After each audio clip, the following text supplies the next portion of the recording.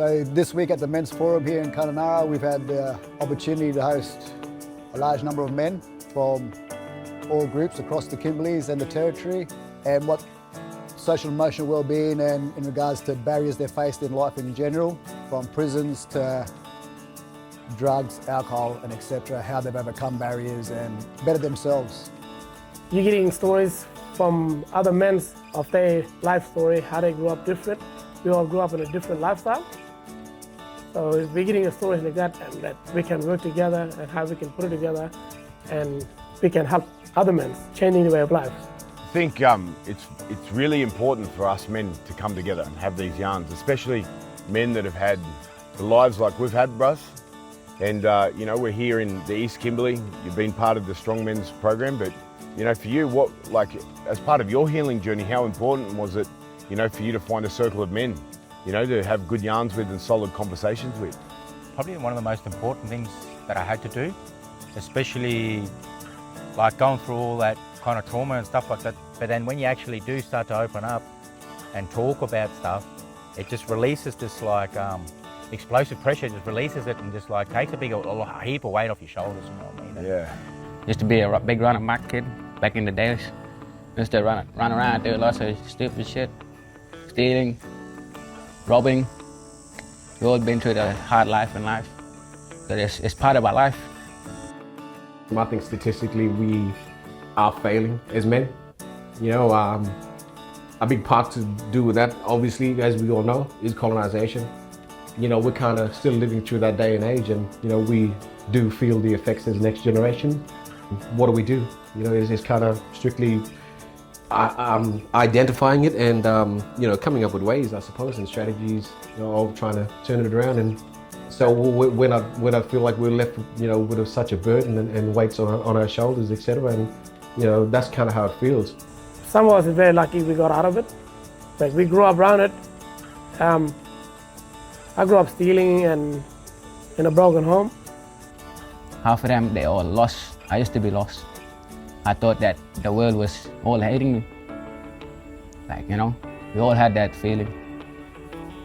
But it's time to grow out of ourselves and be confident and focus on what we're gonna become in the future.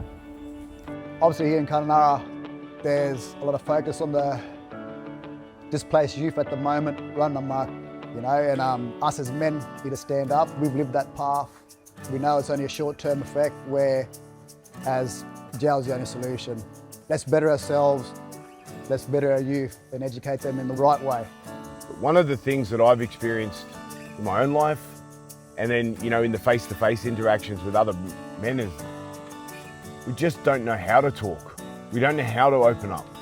You know, and we're almost terrified of what happens when we do.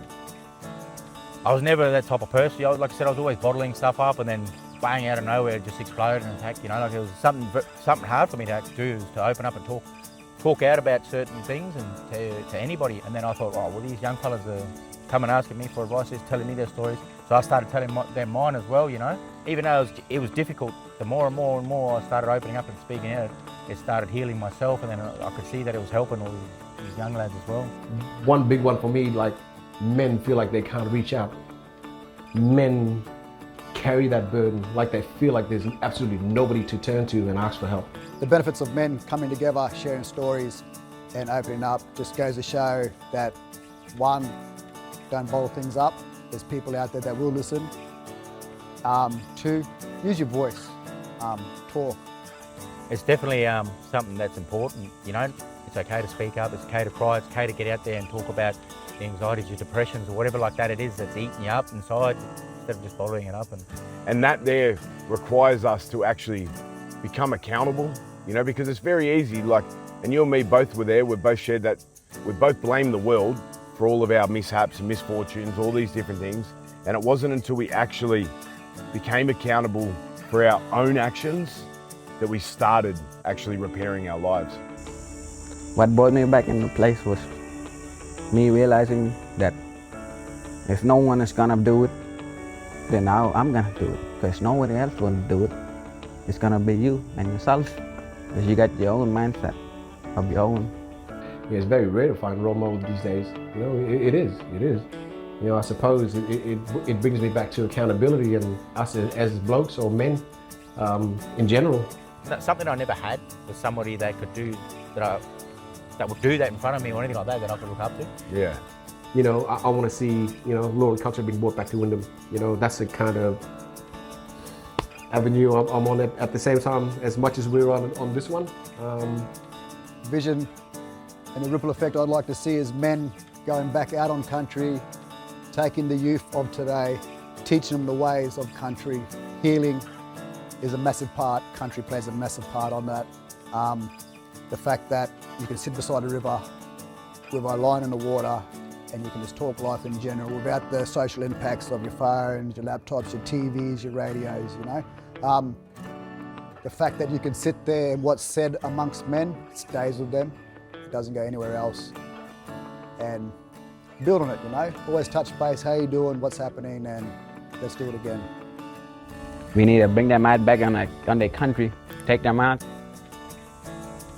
so they can see their country, because they never hardly see their country for a while, all the young ones. They're finding it hard in time. I feel like when young people are at bush, it's kind of like your phone, like this, it's like when you go at bush, your phone is completely out of the window, like your mind takes you off and you feel a lot free and you feel a lot like calm, like you can breathe in better. And I think it's just being away from like life itself, everything that gets shown on screen and all that. Yeah, from my experience, I don't know from every other like male's experience, but bush been a therapist for me, that I didn't have to talk to someone. I could just go out and be happy, come back town and think in my head, oh, it's so clear, I'm not thinking about anything negative. We need more of that. No matter who you are, you come together, geez, you cannot destroy that bond. There's no way you're gonna break that. You know, that's strong within itself. You know, one man can get pushed over easy. Just to make it a 50 men. A lot of thoughts, a lot of different opinions, you know what I mean? A lot of experience, knowledge, etc. And that's where it matters. A lot of strength, that's right. No, it's deadly. So I think one of the biggest things is just helping our brothers find a way back to just falling in love with themselves, because in that love for themselves, they fall in love with their children, their family, and their country. Yeah, 100%, I agree with you there. There's a lot of things to think about in this world, especially about life. Just live the best life while you can, make the best out of it.